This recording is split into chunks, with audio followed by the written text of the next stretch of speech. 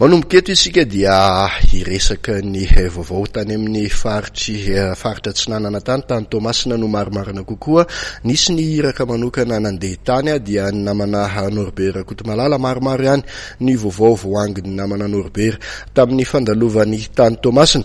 Ny resaka AJF na ny fifaninanana ara-panatanjahantena ho an'ny mpiasam-panjakana no tena nisongadina tamin'izany.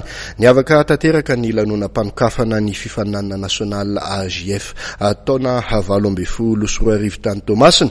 Mpiasam-panjakana manodidina ny 1000 sy 1 moa no nandray anjara tamin'ity fifaninanana ara-panatanjahantena ho an'ny mpiasam-panjakana ity.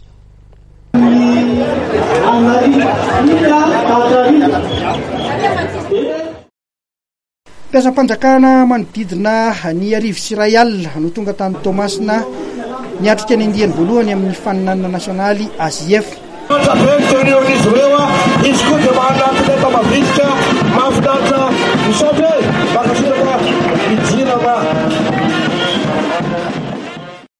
Niavaka ny lanonam-panokafana filaharam-be nanoloana ny arabe ny fahaleovatena no nentin'ny AJF nanamarika izay lanonam-panokafana izay.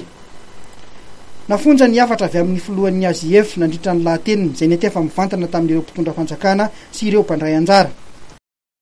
Dia mangataka aminareo ray aman-dreny izahay ny hanokanana tapakandro isan-kerinandro hanaovan'ny fampiasam-batana ho an'ny mpiasam-panjakana manerana ny nosy.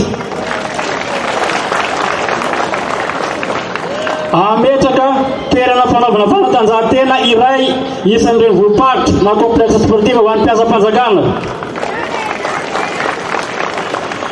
Ametraka teti-bola manokana ho an'ny fanatanjahantena isaky ny ministera sy ny androm-panjakana.